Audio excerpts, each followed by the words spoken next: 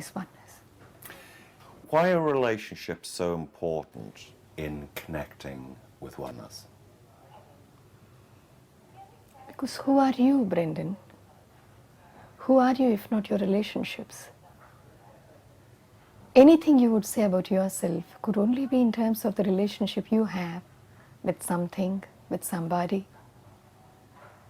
Who would you say you are? You would say you're a journalist, which means it's your relationship with your profession. You would speak about yourself in terms of your family, your friends, your nationality, or your life experience. You are your relationships.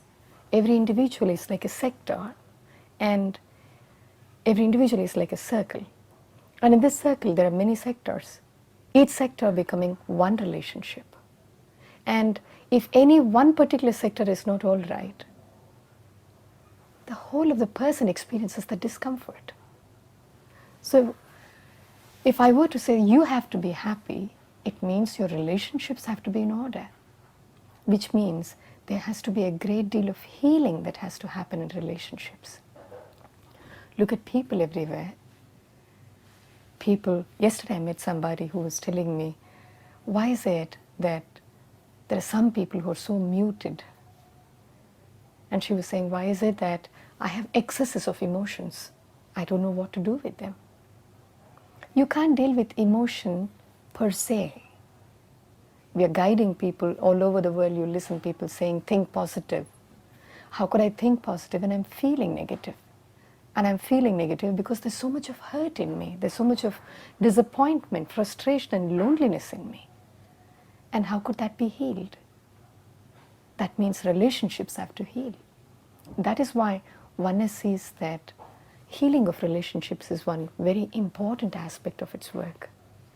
And healing of relationships also does not mean that we take away the pain in one relationship and feel it is done.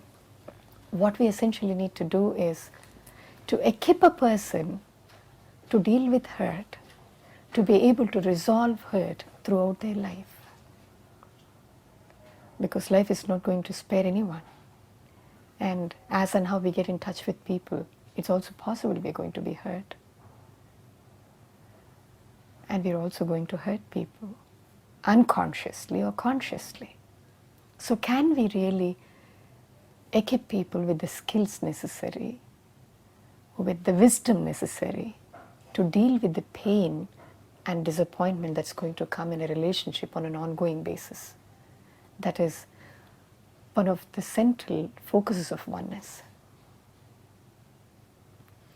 And if my relationships are healed, I'm a happy person. And a happy person goes on to creating a happy world. Today you look at most children, most adolescents who are involved in crime. Who are they? People who have bad relationships at home, people who have broken hearts, people who are not at peace in their personal lives. If only we could help people heal their relationship with their parents, heal their relationship with their past, heal their relationship with themselves, definitely we would have a better world. We would have a more peaceful world. Given this period of human history where we have countless wars, we have economic crisis, we have environmental crisis, it seems that things are not getting better, they're getting worse. I'm just wondering that, where you have governments in conflict, countries in conflict, when you think of the resources that they have and how they utilize those resources in trying to maintain and sustain a relationship with another country without going to war. Yet we still have war in many different countries around the world. Why, if they can't get their relationships right, how can we expect the rest of society to get their relationships right? If our leaders aren't getting it right. Why should the onus be on our leaders, Brendan? A leader who is in position need not necessarily be a person with a higher state of consciousness. Because It requires a great state of consciousness in order to be able to live peacefully, in order to be able to see a solution from a higher perspective.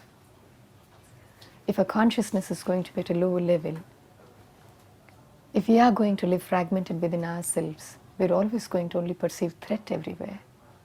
And whenever we perceive threat, the only ordinary solution that people seem to find is violence.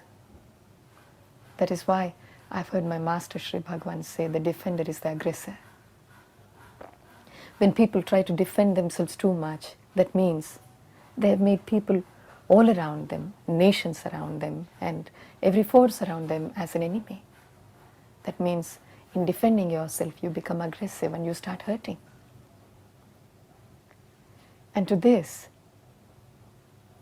what is required is a shift into a higher level of consciousness, a shift in our perspective, a shift in our understanding of the world, where we begin to see that living in oneness is a solution.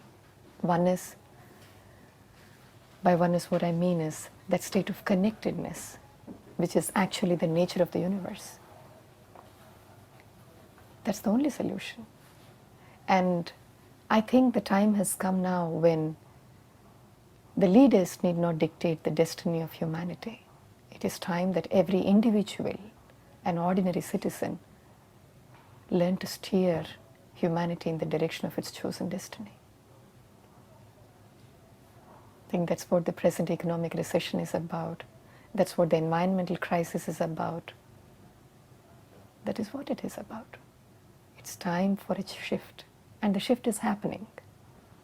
Whether anybody wants it or does not want it, the shift is happening. How do we recognize that that shift is taking place now? Everywhere you go, history is written with a lot of tears, with a lot of blood. And as one looks at the world today, it becomes increasingly evident that what was then acceptable is not acceptable today. There has been a great deal of shift in human consciousness. The press is there to question what is right and what is wrong. Not that any system is perfect, but the human rights. And there's a big, giant movement that is awakening towards protecting the environment. There's a lot of humanism today, which was not there in the past.